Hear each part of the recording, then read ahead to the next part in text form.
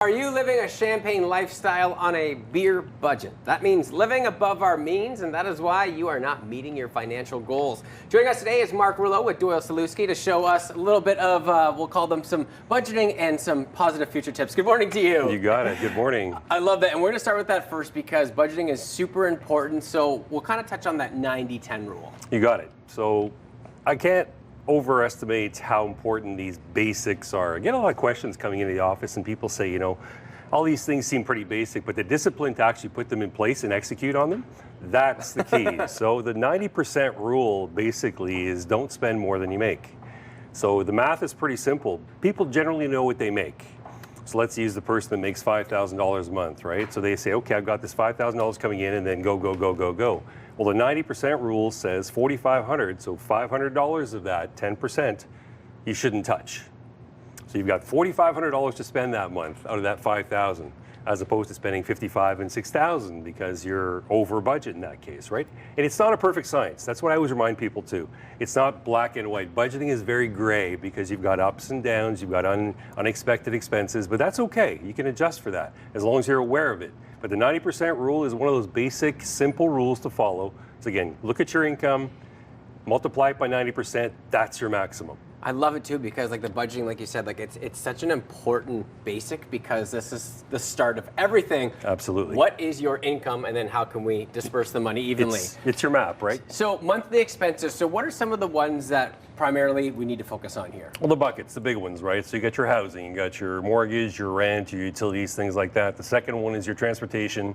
Are you taking LRT? Are you Ubering? Are you got your own car, insurance, car payments, things like that. And third thing is food.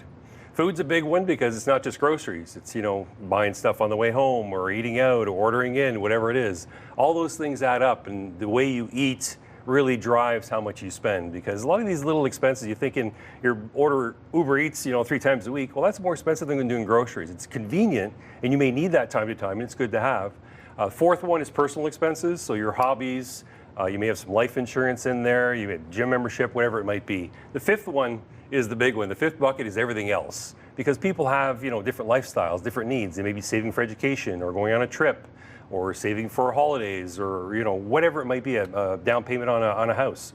But those buckets are really important to identify because you can't budget without knowing where the money's going. And this is where you get into the next screen and knowing where your map is taking you. Yeah, and it's really important, right? Because like you said, there's some flexibility in that 90-10 based on your monthly expenses and those personal items you were talking about. Exactly. And then something that I think everyone is accustomed to doing every now and then, but overspending can really get you in some trouble. You can, and you can't know where you're going unless you go back and look where you've been. So the overspending is, again, you've got those categories now. You've got housing, food, personal, transportation. Where did I overspend? And why am I overspending? A lot of people use the coffee example. I personally hate that example, getting coffee every day. It's not the biggest expense you'll have. It's, you know, it's maybe the clothes you're buying, or maybe that trip you took, or maybe spending money on gifts or your kids or whatever it might be. But you have to look at each bucket separately and really identify and sit down with your partner, whoever's doing the planning with you, and say, okay, we need to make adjustments here. This is the tough part. This is the discipline part that's going to say, okay, now I know that 90% rule. Are we spending more than that $4,500 a month? If we're spending $5,500, then the debt's piling up. One of those buckets, by the way, the last bucket, the miscellaneous bucket, is debt.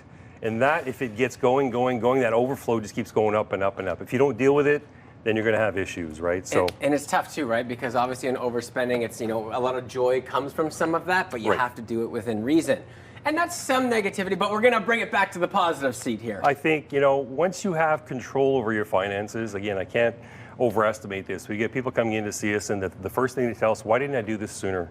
You know, it's not something that's fun. It's not something that's exciting like going for a walk or going to a Jays game or whatever it might be, but the benefit you get, the peace of mind you get, again, it's so relieving to see people coming back to us saying, thanks for the tools. Yeah. Thanks for giving us these basic things that now I need to put in place. Once a month we sit down.